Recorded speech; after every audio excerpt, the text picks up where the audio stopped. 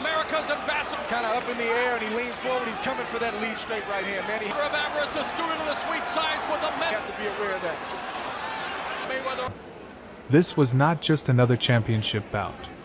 It was the collision of two philosophies, two nations, two legacies. On one side stood Floyd Mayweather Jr., America's ambassador of precision, a virtuoso of the sweet science whose ring IQ bordered on clinical genius. On the other stood Manny Pacquiao, the force of nature from the Philippines, a whirlwind of fists and faith, a paragon of hope for a country that saw in him not just a boxer, but a symbol of resilience.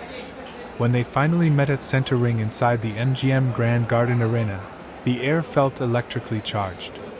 The wait had been 5 long years, a saga of negotiations, accusations, pride, and politics. Now at last there were no contracts left to sign, no microphones to command attention. There was only leather, canvas, and history waiting to be written.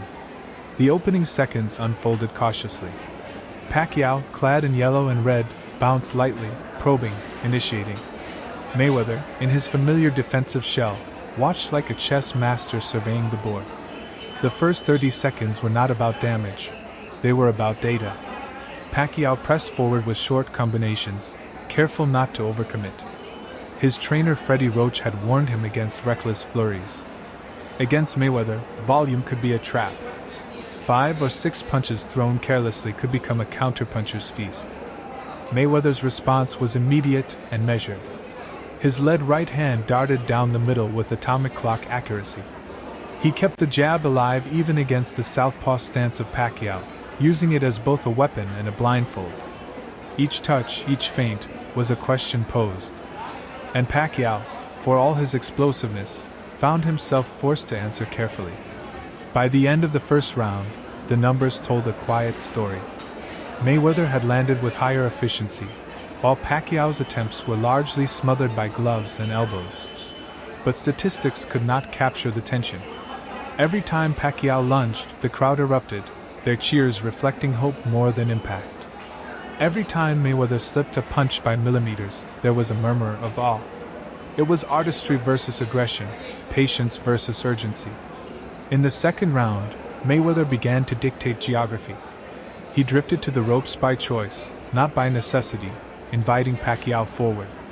Manny responded with bursts of speed, but many of his punches bounced harmlessly off forearms. Mayweather's defense, the famed shoulder roll, began to reveal itself as both shield and sword. He would lean, pivot, and then fire the straight right like a sniper, pulling the trigger at precisely the right breath. Pacquiao's frustration started to flicker across his face in the third. He landed a clean left, a reminder that danger always lingered in that straight line from his hip to Mayweather's jaw. But for every success, there were counters waiting.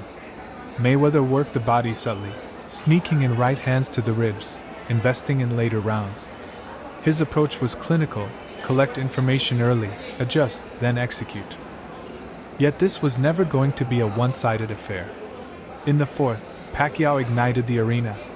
A straight left snapped Mayweather's head, and suddenly the momentum shifted. The crowd rose in a wave. Manny surged, unleashing combinations that forced Mayweather into a high guard. For a moment, the undefeated master looked human. Pacquiao didn't empty the tank recklessly.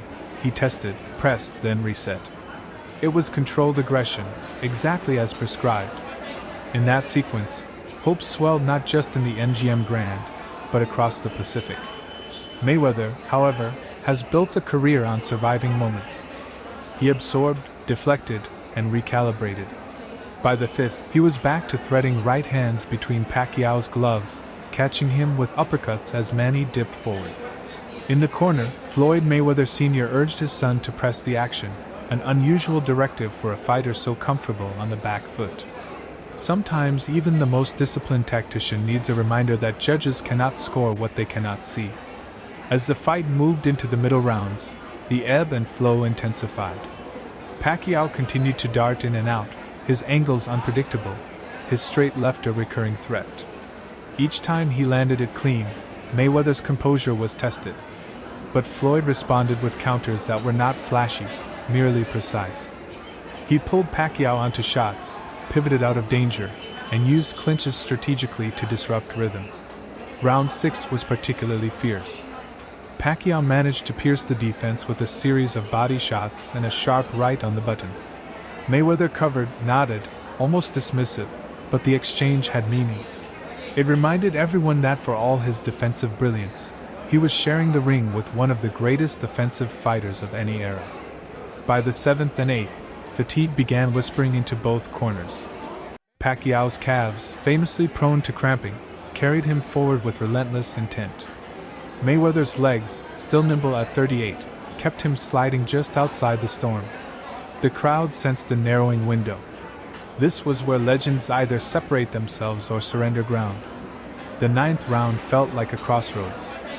Pacquiao's straight left continued to find a home, each connection drawing gasps.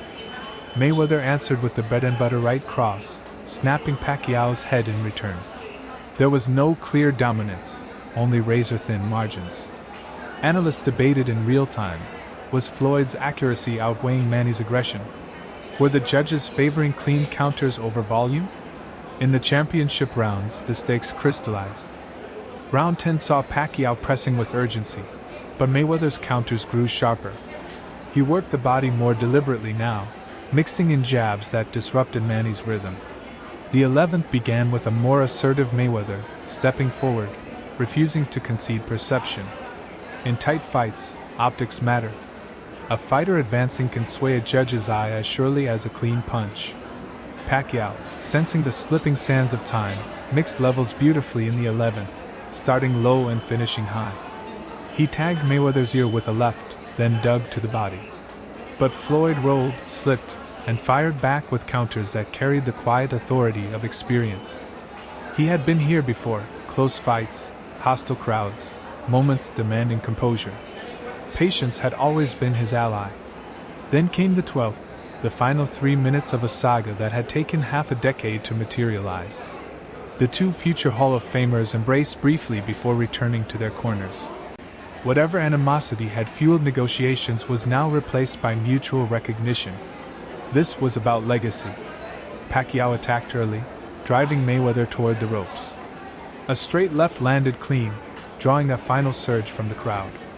Mayweather answered with stiff jabs and slicing right hands, moving laterally, refusing to be cornered for long. Each second ticked louder than the last. 90 seconds remained. Then 60. The MGM Grand vibrated with anticipation, wondering whether a last-minute crescendo would tilt history. But as the final 10 seconds drained away, Mayweather's body language suggested confidence.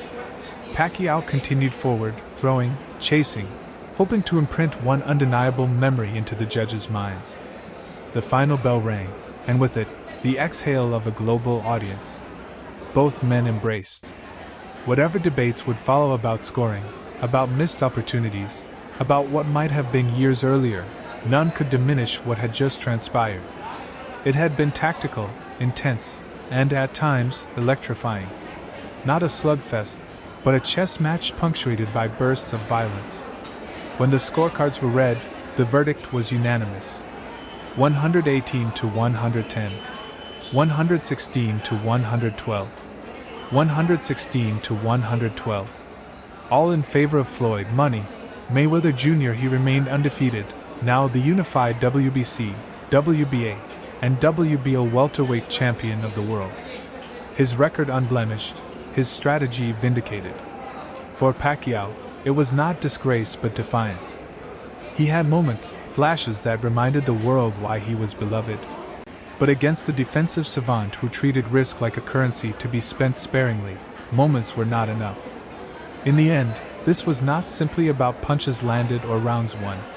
It was about two interpretations of greatness colliding under the brightest lights.